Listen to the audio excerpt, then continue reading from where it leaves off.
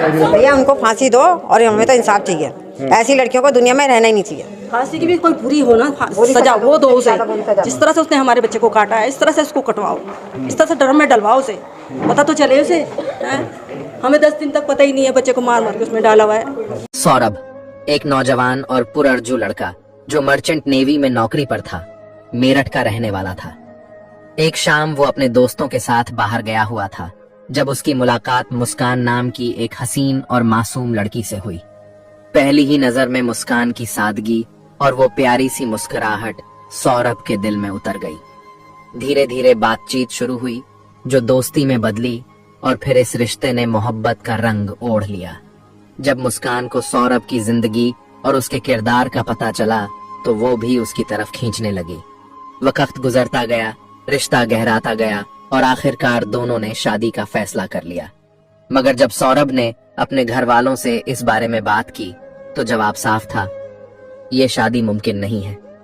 मगर मोहब्बत इजाजत की मोहताज नहीं होती।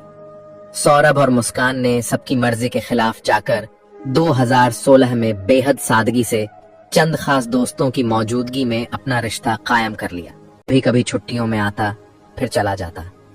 मगर फिर मुस्कान को एहसास हुआ कि सौरभ अब नेवी में नहीं है। 3 साल बीते और 2019 में उनकी मोहब्बत की निशानी एक प्यारी सी बेटी इस दुनिया में आई। बेटी के आने से सौरभ के घर वालों का दिल कुछ नर्म हुआ, लेकिन अब बहुत देर हो चुकी थी। सौरभ ने उनसे लगभग सारे रिश्ते तोड़ लिए थे और अब वो मुस्कान और बेटी के साथ एक किराए के मकान में रह रहा था।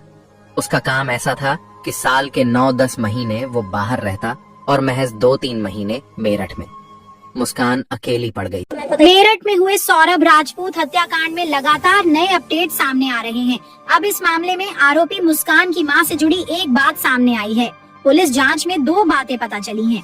पहली बात ये कि बेटी के लिए फांसी की सजा की मांग करने वाली कविता रस्तोगी मुस्कान की असली मां नहीं है, और दूसरी ये कि मुस्कान और उसके माँ बाप पर आरोप है कि उन्होंने सौरभ के लंदन से कमाए हुए पैसों को हड़पने की साजिश रची थी। पुलिस जांच में ये बातें तब सामने आई हैं जब मृतक सौरभ के रिश्ते में भाई लगने वाले संजय ने कई दावे किए हैं। उन्होंने आरोप लगाया है कि मुस्कान और उसके परिवार ने सौरभ के लंदन से कमाए हुए पैसों को हड़पने की साजिश रची। संजय ने ये भी कहा कि मुस्कान के परिवार ने पुलिस के सामने सरेंडर करने से पहले सौरभ की लाश को ठिकाने लगाने की कोशिश की थी। उसके परिवार ने कुछ मजदूरों को बुलाया था, लेकिन कामयाबी नहीं मिली। उन्हीं मजदूरों ने पुलिस को इस बारे में जानकारी दी थी। संजय ने आगे कहा कि मुस्कान और उसके परिवार वालों की हरकतों से सौरभ परेशान रहता था। वो अपने घर से अलग रहने लगा था। जो पैसे सौरभ लंदन से भेजता था उसे मुस्कान अपने लोगों के साथ मिलकर अय्याशी में उड़ा देती थी। मुस्कान पहले भी 2 बार घर से भाग चुकी थी, इसीलिए सौरभ की ओर से तलाक के लिए अर्जी डाली गई थी, मगर तलाक नहीं हो सका। पुलिस जांच में ये भी सामने आया है कि मुस्कान और साहिल का अफेयर 2019 से चल रहा था। 2021 में जब सौरभ को इसके बारे में पता चला तो उसने डिवोर्स फाइल किया था। हालांकि दोनों के बीच तलाक नहीं हुआ। 2023 में सौरभ लंदन चला गया, जहां वो एक बेकरी में काम करता था। 24 फरवरी को वो भारत लौटा और अगले ही दिन मुस्कान और साहिल ने उसे मारने की कोशिश की, लेकिन नाकाम रहे। 3 मार्च की रात मुस्कान ने सौरभ के खाने में नशे की गोली देकर उसे बेहोश कर दिया। फिर उसने साहिल के साथ मिलकर उसकी हत्या कर दी। शव को ड्रम में डालकर सीमेंट से सील कर दिया। इसके बाद मुस्कान और साहिल हिमाचल प्रदेश घूमने चले गए। जब पुलिस ने इन दोनों को पकड़ा तो उन्होंने अपना जुर्म कबूल कर लिया। आपको बता दें, मुस्कान के माता पिता का कहना है कि उनकी बेटी ने जो किया उसे माफ नहीं किया जा सकता। मुस्कान के माता पिता उसके लिए फांसी की सजा की मांग कर रहे हैं। आज तक की रिपोर्ट के मुताबिक मुस्कान अपने पति सौरभ का कत्ल तो करना चाहती थी, लेकिन वो साहिल से शादी नहीं करना चाहती थी। लेकिन साहिल ने ये कत्ल सिर्फ मुस्कान से शादी करने के लिए किया था। अब मुस्कान रस्तोगी और उसके प्रेमी साहिल शुक्ला से की गई पूछताछ के आधार पर पुलिस ने कई बड़े खुलासे किए हैं। एसपी सिटी मेरठ आयुष विक्रम सिंह ने इस हत्याकांड से जुड़े कई अहम सवालों के जवाब दिए। उन्होंने बताया कि मुस्कान और साहिल ने सौरभ को रास्ते से हटाने की प्लानिंग काफी समय पहले से ही कर दी थी। सौरभ नामक युवक की हत्या करने के बाद अपराधियों ने उसकी लाश को एक ड्रम में डालकर उसमें सीमेंट और रेत भर दी। इसके बाद ड्रम को ठिकाने लगाने के लिए चाकू और अन्य औजारों का इस्तेमाल किया गया। ये प्रक्रिया इतनी भयावह थी कि पुलिस डॉक्टरों और पोस्टमार्टम करने वाले कर्मचारियों तक को इस घटना ने झंझोर कर रख दिया।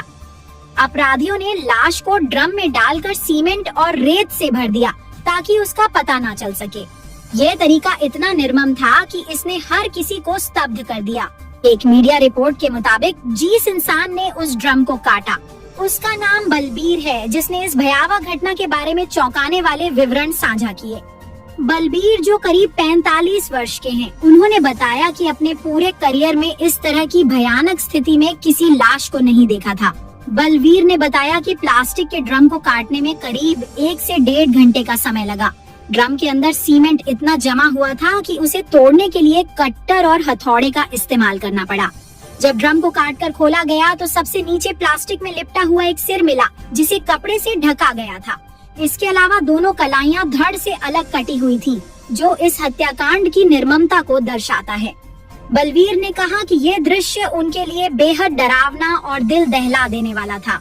उन्होंने कहा, मैंने अपने जीवन में कभी इस तरह की लाश नहीं देखी। ये देखकर मैं स्तब्ध रह गया। उनकी ये प्रतिक्रिया इस घटना की भयावहता को और भी स्पष्ट करती है। ये घटना न केवल अपराध की निर्ममता को दर्शाती है, बल्कि ये भी बताती है कि अपराधियों ने लाश को छुपाने के लिए कितनी सोची समझी योजना बनाई थी। पुलिस और फॉरेंसिक टीम के लिए ये मामला एक बड़ी चुनौती बन गया है, क्योंकि अपराधियों ने सभी सबूतों को मिटाने की पूरी कोशिश की थी। पुलिस अब तक जिन सबूतों को इकट्ठा कर रही है, चाकू और नशीली दवा, वो भी इस हत्या के रहस्यों को उजागर करने में महत्वपूर्ण भूमिका निभा सकते हैं। कुल मिलाकर ये मामला बहुत ही संवेदनशील और जटिल है, जिसमें कई कड़ियों को जोड़ना आवश्यक है। पुलिस की जांच के नतीजे ही इस हत्या के मामले की गुत्थी को सुलझा सकेंगे।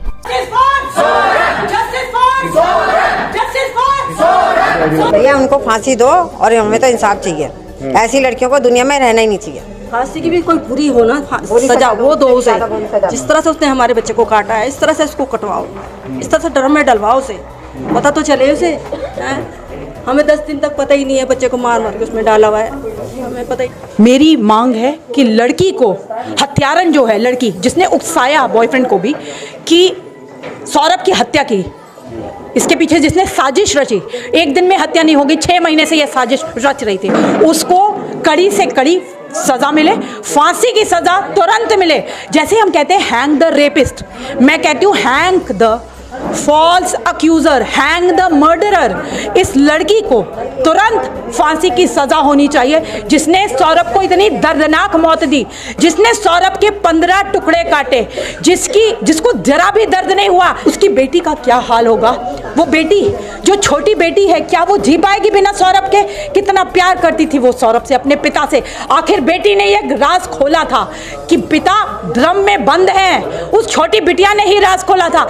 लेकिन क्या सौरभ जो उसके पिता है, बायोलॉजिकल पिता है, क्या वो वापस आ सकते हैं? कभी नहीं आ सकते। तो ऐसे लड़के कब तक मरते रहेंगे और कब तक हम मूक दर्शक बनकर के बैठे रहेंगे? कब तक हम चुपचाप बैठे रहेंगे? ये हमें सोचना चाहिए इस बारे में।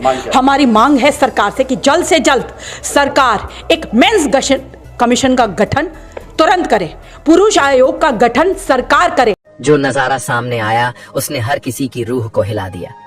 एक कटा हुआ सर, एक लहूलुहान धड़, 2 अलग हथेलियां, मगर दोनों पैर गायब थे। अब किसी इकरारनामे की जरूरत नहीं थी, हकीकत खुद सामने थी। पुलिस ने दोनों को गिरफ्तार किया और जेल भेज दिया।